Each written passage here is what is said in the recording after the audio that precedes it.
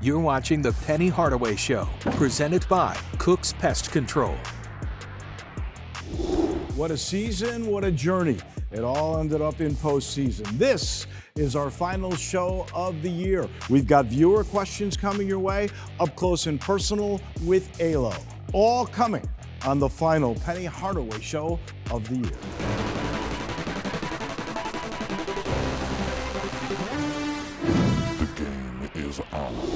The Penny Hardaway Show is presented by Cook's Pest Control. You don't have to live with pests. Call Cook's Pest Control and get a free quote today. Conway Services, the official HVAC partner of Tiger Athletics. Tiger Bookstore, the official merchandiser for Tiger Athletics. AutoZone, when you've got car trouble, you want help from number one. Get in the zone, AutoZone. And is supported by your Memphis area Toyota dealers. We ended up dancing in Portland. Hi, everybody. I'm Dave Woloshin. Penny Hardaway talks about the postseason experience. On this level, we want to play the best. And, you know, Gonzaga is the number one overall seed in the tournament, and we got what we wanted. We just came up a little short. But for me, I hope that this shows people that Memphis is back. The real Memphis basketball to where we were in prominence, you know, years ago. We're getting it back to where it needs to be. The most outstanding player of the tournament goes to DeAndre Williams. The spark plug of the team combines for 28 points and 12 rebounds in the Tigers' tournament run.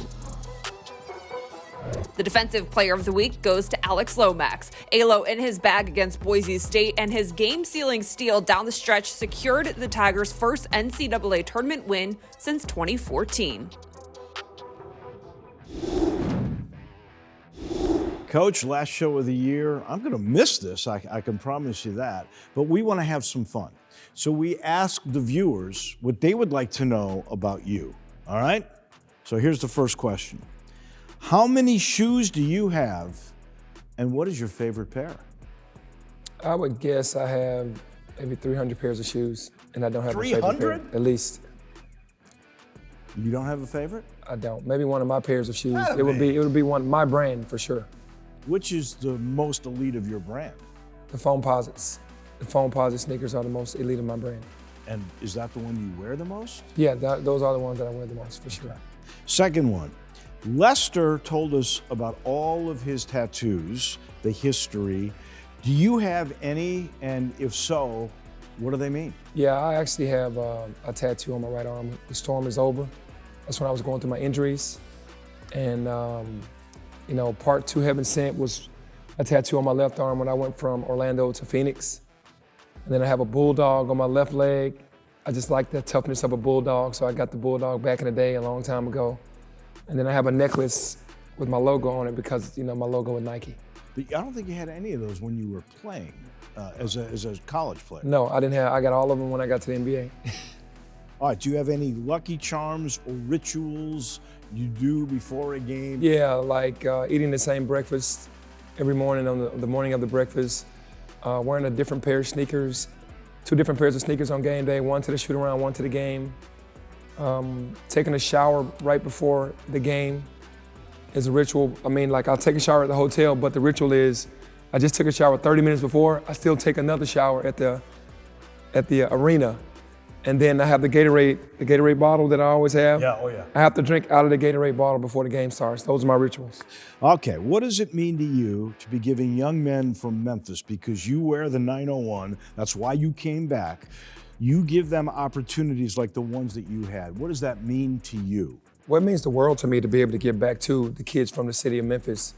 I just tried to pour into them what I've learned and give them an easier chance than what I had. You know, and I had older guys to help me. And it's my job for these young guys to understand I was in their shoes, wearing the same uniform, walking on the same campus, and to, you know, give them those nuggets is worth a lot. I know you always want to get the best players, but if there's somebody that's pretty even and one's from the 901 and one's from Florida or Chicago or something, do you sort of give the nod to the local guy? Yeah, because it's familiarity. They understand what it means to grit and grind. Kids from out of town really don't know how that is, and if it's even on the talent level, you go with the hometown kid because the kid understands what's going on. Number 6, how does it feel? Because you're one of the few, and there are a couple, but not that many in life, that get to watch and coach your son in college. Yeah, that's pretty cool to be able to see him go out there and live his dream through being a college basketball player and being excited about being out on the floor, and as a father, just being proud to see where he's come from, where he was before in the game, and how he's gotten bigger and stronger. And when he makes great moves, I applaud that. And when he's playing bad, I try to cheer him up and tell him to keep working. Is there any time where you got to think to yourself, wait a second, now I'm his coach, later I'm his dad? Well, early on, it was tough because I was always tougher on him earlier because I wanted him to succeed. And there was some things that he wasn't doing so well, so it was tough. I was on him tough, and then I had to come home and be dad. That was a little awkward. Now I'm more supportive of everything that he does, and it makes it a lot easier to be dad because it's the same thing. That is terrific. Number 7, what is the one way you tune out, relax for a couple of minutes during this particular season, maybe right now, just sort of to reset? Yeah, I just listen to music. You know, sometimes I'll just meditate and pray, but I'm a music guy. I kind of let the music kind of relax me as well. Number 8, and this is a good one because you got a bunch of guys on your team that are aspiring to do exactly what you used to do. Number 1 piece of advice you have for any young guy that is getting ready to go either to the NBA or to play pro somewhere? Well, first of all, I would say be a great representative of yourself. First, be in shape. First, understand your craft. Like, really study the game. Know your strengths and weaknesses. Stay away from your weaknesses. You know, show your strengths, but always in the gym, work on your weaknesses. And you have to be tough. You have to be tough mentally and physically because it's not going to be about you going to the next level. Those are the things that you have to do to be successful. All right, this is a good one, number 9. Practice obviously is necessary, but what is your least favorite or the most tedious part of practice that you are not going to miss when this season is over all the way until next October? Well, I think just going through the things that you have to do every day, which makes you great, but you know, you'd be like, well, I'm glad I don't have to go through a walkthrough in the hotel. You know, those walkthroughs in the hotel are a little tough. I like going to the gym, breakfast walkthrough where you go in and you tape the floor down and you go in and you walk through and kind of simulate the court. Those I won't miss. Going to the gym is what I love to do. And then everything else I love doing. I was going to say, you're like Larry Brown. I think you like practice as much or more than the games. Yeah, I love practices because the practices should be twice as hard as the games and you're able to teach more. Last thing, and I know you get this asked this a bunch. Do you have a favorite moment from your career, either as a Memphis State player or as an NBA player or both? Yeah, from college, I would say my favorite moment was beating Pepperdine, Arkansas and Georgia Tech to go to the Elite Eight. There's never been another more fun time for me as a basketball player. In the NBA, obviously going to the NBA Finals, beating Coach Brown's Indiana Pacers to go to the NBA Finals. And those 2 moments were the best moments. And then obviously getting a gold medal with Team USA. That was a magic moment for sure. Well, do you remember a particular moment there or a play with a teammate that you're from that gold medal run? I remember Reggie Miller and Gary Payton throwing me alley-oops. I thought that was pretty cool. And getting a pass from John Stockton and then giving him an assist, you know, getting an assist on the play. So those moments were pretty cool for me. What a special career. Speaking of special, how about the relationship between Penny and Alo? He talks about that in just a minute.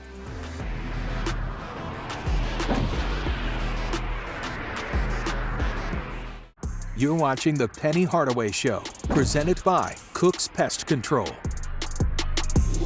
Alex Lomax is the only Tiger to be here for all 4 of Penny Hardaway's years, and he sat down with our Cassie Carlson to talk about the experience. Inside Access is presented by Memphis Toyota Dealers.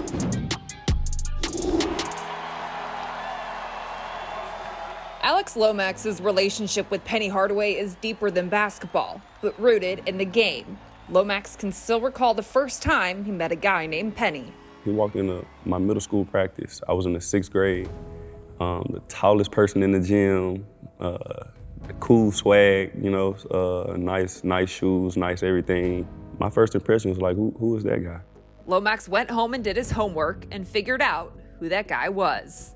And found out that, you know, that he was one of the greatest basketball players to ever play the game. Hardaway teamed up with his friend Des Merriweather at Leicester Middle School, where he coached Lomax. As far as Alo can remember, they only lost one game that first year. My first state championship in middle school, my 6th grade year, it just meant so much because that was my first time there playing at that high level in middle school.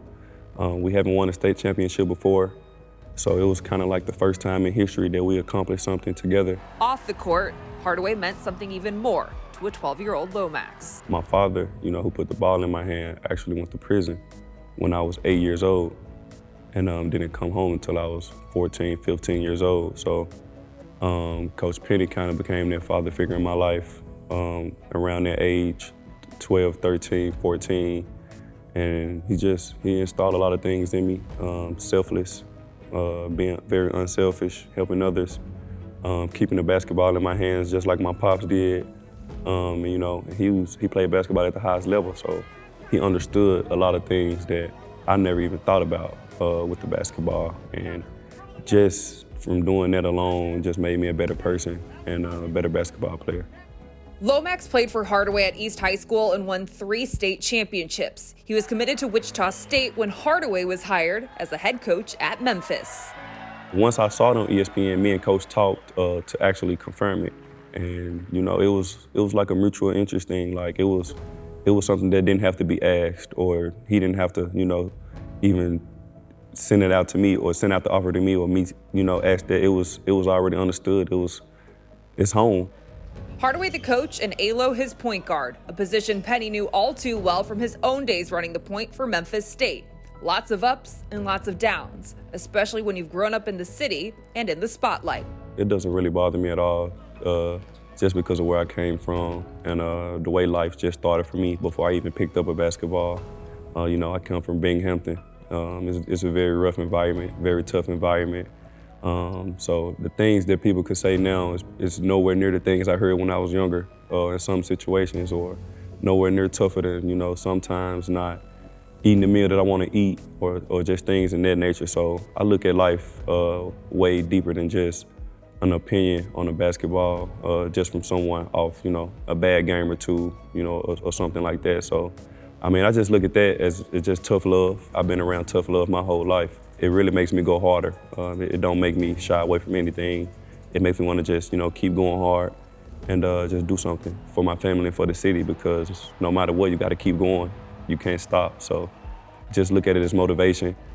4 years of ups and downs, the two have reached the top together, bringing Memphis back to the NCAA tournament for the first time since 2014.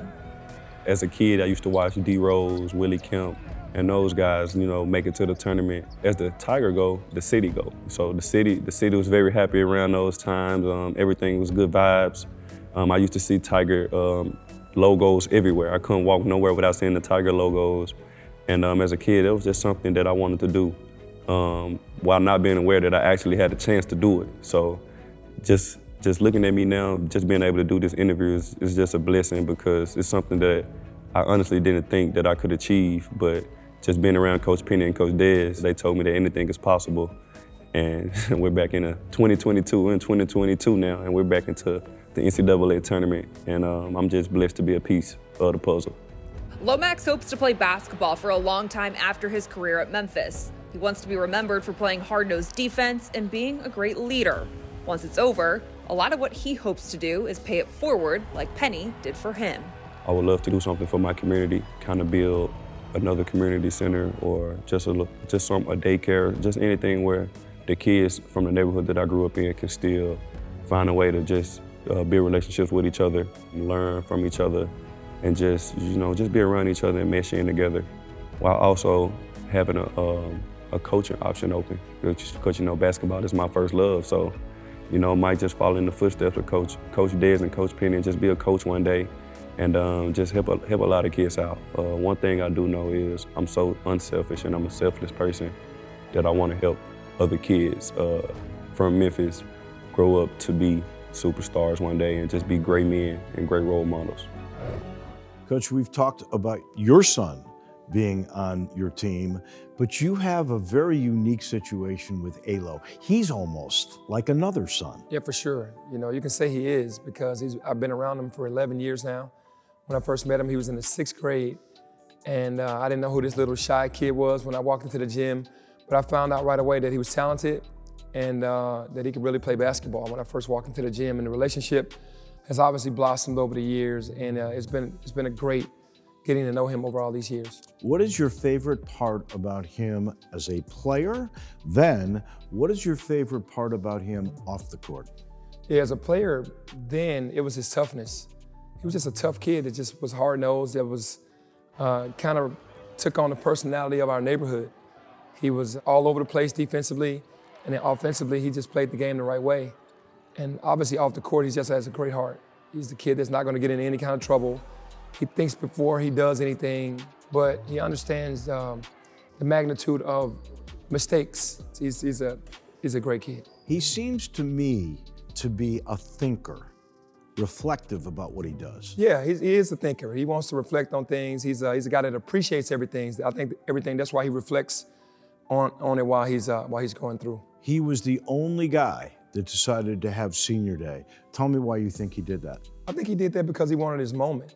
I think that he felt like, well, he knows that he's been the only guy here for 4 years. Tyler transferred and then came back, and that he's paid his dues and he deserved that day. And to have it by himself was even better. What does it mean for you that you got to see him get to play in the NCAA? You know, it means the world because he's a winner. You know, I know there's been a lot of winning players through Memphis history, but he's up there with the winningest players to ever play the game in this city. And for him to not go to the NCAA the first 3 years was bothersome to both of us, and to finally get there this year is great, it's rewarding. That relationship is all about family. Coming up in just a minute, we'll take a look at what Penny hopes to accomplish in the off-season. You're watching The Penny Hardaway Show, presented by Cook's Pest Control.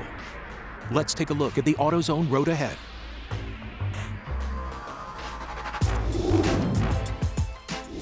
Coach, the road ahead is the off-season. What do you hope to accomplish? Yeah, when we get back in June, I want to get the guys in the gym. It's going to be total training camp. I know we only get an hour, but we're going to put some things in to make us ironclad, to make us the toughest team in the country, the hardest working team in the country, the fastest team in the country. Get in the gym and just work, the most skilled team in the country. I'm motivated by some things that I've seen this year that we have to get better at, that I can't wait. I'm chomping at the bits for that. And then also get out on the road and recruit the type of guys with like minds that want to win championships, that are willing to do whatever they need to do to have it happen, sacrifice, toughness. Your formula changing from freshmen to more transfer portal or a combination? No, I'm focusing right now on older kids. You need older kids that understand the magnitude of different situations. And, you know, I'm not against freshmen. We will take freshmen, but I want to go older. That was tonight's AutoZone Road Ahead. AutoZone, America's #1 battery destination and official sponsor of Tiger Athletics. Get in the zone. AutoZone. Sounds like it's going to get intense in the weight room this off-season. We'll take a break. When we come back, we'll put a wrap on this season of The Penny Hardaway Show. You're watching The Penny Hardaway Show, presented by Cook's Pest Control. We all here at The Penny Hardaway Show want to thank you for watching our shows all year long. We'll see you next year. The Penny Hardaway Show is presented by Cook's Pest Control. You don't have to live with pests. Call Cook's Pest Control and get a free quote today. Conway Services, the official HVAC partner of Tiger Athletics. Tiger Bookstore, the official merchandiser for Tiger Athletics. AutoZone, when you've got car trouble, you want help from #1. Get in the zone. AutoZone. And is supported by your Memphis area Toyota dealers. The preceding has been a Learfield presentation of the University of Memphis Sports Network. This copyrighted telecast is an exclusive presentation of Learfield under the broadcasting rights granted by the University of Memphis. Reuse of this presentation is prohibited without the expressed written consent of the University of Memphis and Learfield.